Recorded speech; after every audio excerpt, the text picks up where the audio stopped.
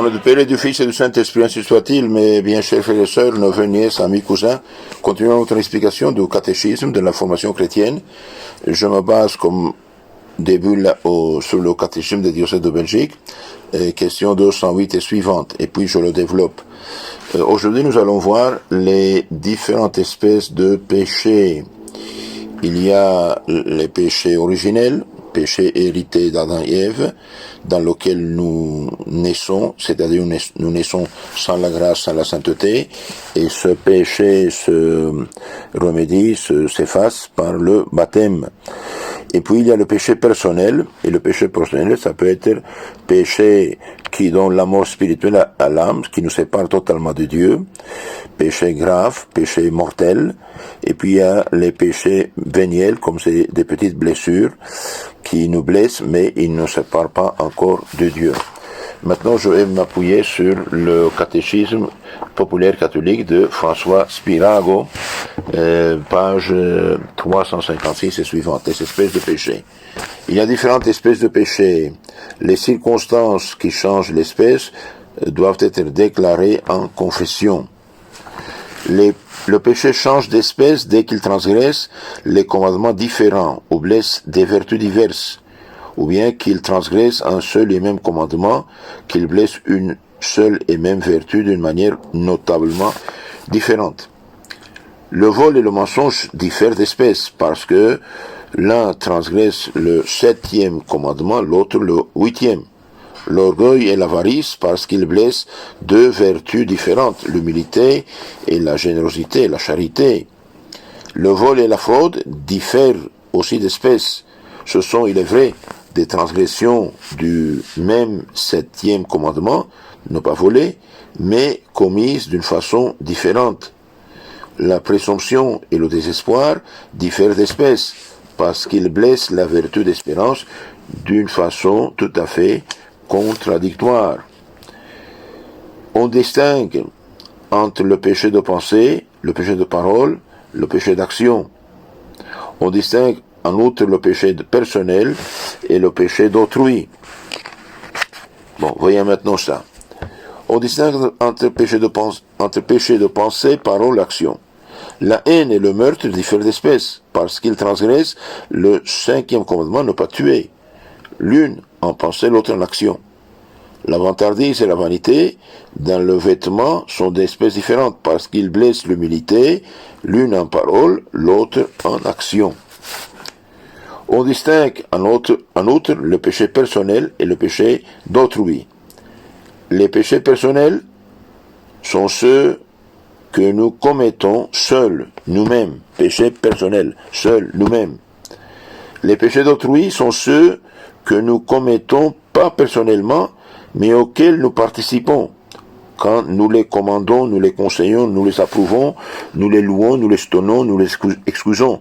Quand nous y poussons, quand nous les tolérons, soit par le silence, soit par l'impunité, lorsque nous devrions et pourrions les empêcher. Donc ici, on collabore au péché d'autrui, soit en les commandant, celui qui envoie voler ou tuer quelqu'un par exemple, soit on le conseille, une personne dit à une jeune femme, vous pouvez vous avorter, elle conseille l'avortement, donc elle pêche mortellement.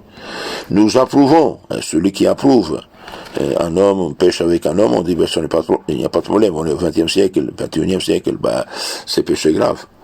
Nous louons, soutenons ou excusons, donc tout ça sont des péchés graves. Mais aussi il y a des péchés que ceux qui ont autorité les tolèrent, soit par le silence, soit par l'impunité, lorsque devraient et pourraient les empêcher. Le pécheur ressemble à un lépreux qui communique à d'autres la lèpre dont il est lui-même atteint. Le péché ressemble à la lèpre qui se communique à d'autres la lèpre dont le pécheur est atteint. Il est responsable de cette contagion. Celui qui met le feu dans une maison est cause de l'incendie. Celui qui fournit le poison est responsable de la mort qui s'ensuit. De même, le pécheur est responsable des péchés qu'il fait ou qu'il laisse commettre à d'autres, car on enseigne aussi le vice en ne le punissant pas. dit Saint Grégoire de Nazianze. On enseigne le vice en le punissant pas. Si ceux qui ont la charge de garder César apprenaient qu'il a été l'objet d'un attentat, ils seraient bien effrayés, car ils sauraient qu'ils ne tireraient pas facilement d'affaire avec l'excuse. Nous n'avons pas pris part. Si, mais vous devriez le protéger. Nous aussi, nous avons lieu de craindre quand Dieu a été offensé par notre négligence ou notre lâcheté, dit Saint Jean Chrysostome. Nous devons craindre quand nous laissons que les gens offensent Dieu par notre lâcheté. Et c'est grave ça, hein? Celui qui peut et doit empêcher un péché et le néglige, en est responsable. Celui qui doit empêcher un péché et le néglige, en est responsable. Voici quelques exemples de cette participation au péché. Hérode ordonna le meurtre des innocents. Eh bien, c'est Hérode qui les assassinait. Rebecca conseilla à Jacob, son privilégié, de tromper Isaac. Genèse chapitre 27. Bien, elle pêche. Aaron consentit au péché des Israélites en fondant le veau d'or. Les Juifs louèrent Hérode d'avoir fait mettre à mort Saint Jacques et le poussèrent ainsi à mettre dans la prison à Saint-Pierre. Actes des Apôtres, chapitre 12. Saül aida les meurtriers de Saint-Étienne en leur gardant leur habit. Les épouses de Job et de Tobie péchèrent en excitant leur mari au meurtre. Et les épouses l'épouse de Job, elle voulait qu'il blasphème de Dieu, et la même chose de Tobie. Ceux qui écrivent les livres immoraux, ou peignent des images indécentes, ou font des films immoraux, ils les diffusent, ils pêchent. Les femmes qui portent des toilettes provocantes participent au péché des autres. Jésus a dit qu'il serait mieux avoir une grande pierre de 2 tonnes au cou et être jeté au fond de la mer plutôt que d'offenser, d'escandaliser un enfant. Le grand prêtre Élie se tue devant les crimes de ses enfants et les laissa impunis. Aussi Dieu le fit-il blâmer par Samuel et le châtia sévèrement. Premier roi, livre des rois, chapitre 3. C'est un péché aussi, quand on est membre d'un conseil, de ne pas voter contre des propositions mauvaises, par respect humain. Le prophète compare ces hommes à des chiens muets qui n'aboient pas. Isaïe, chapitre 46, 10. Donc, par exemple, tous ceux qui votent des lois mauvaises, l'avortement, l'euthanasie, l'homosexualisme, etc., eh bien, ils pêchent gravement. Ils pêchent gravement. Pourquoi? Parce qu'ils favorisent le péché. C'est un péché aussi, quand on est membre d'un conseil ou d'un parlement ou du Sénat, de ne pas voter contre les propositions de lois mauvaises par respect humain. Le prophète compare ça à des chiens muets. Et même dans l'Église. Dans l'Église, quand les évêques, les prêtres ne disent rien face à la situation actuelle de l'Église, eh bien, ils pêchent aussi. Donc, on peut participer au péché des autres. Par exemple, quand les parents ne corrigent pas leurs enfants, et ils les laissent faire des bêtises, ils restent union libre, etc.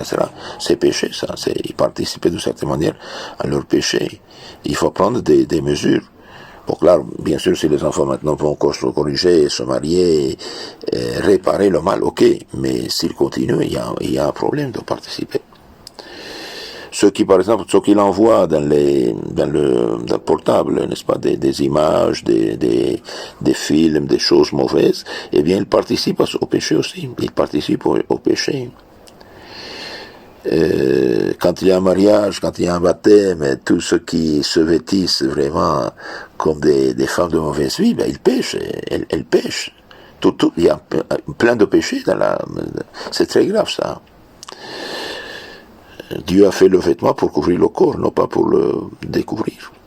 Les puissants de ce monde, les membres des parlements et d'autres conseils, les parents, les supérieurs, les patrons, les rédacteurs de journaux, les littérateurs, les journalistes sont facilement exposés à participer au péché d'autrui. Il y a des souverains qui déclarent injustement la guerre et qui, par conséquent, sont responsables de tous les crimes qui s'y commettent. Les électeurs sont responsables des lois anti-religieuses qu'élaborent leurs mandataires. Tous les électeurs qui votent pour un parti, lequel parti fait des lois anti-humaines, anti-chrétiens, j'ai dit d'avortement, de divorce, d'euthanasie, de Sodome et Gomorrhe, tous ceux qui ont voté pour ces gens, ils sont coupables de ces péchés. Certains journalistes sont, par leur excitation, cause des haines nationales et religieuses qui divisent souvent un même peuple. Ils pêchent, ils intoxiquent les gens. Celui qui participe au péché d'autrui est au moins aussi coupable que s'il avait commis lui-même le péché. Celui qui participe au péché d'autrui est au moins aussi coupable que s'il l'avait commis lui-même. Par exemple, celui qui conseille de faire un avortement, par exemple, ou celui qui conduit la personne à avorter, eh bien, commettent le péché. Le docteur et tous ceux qui ont participé, ils pêchent gravement.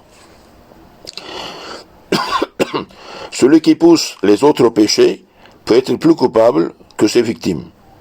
Ève, qui avait séduit Adam, a été châtiée plus sévèrement que lui, et encore aujourd'hui, la femme subit les conséquences de ce châtiment plus que l'homme, parce qu'elle donne enfante dans les douleurs. Celui qui porte les autres au péché pêche contre la charité.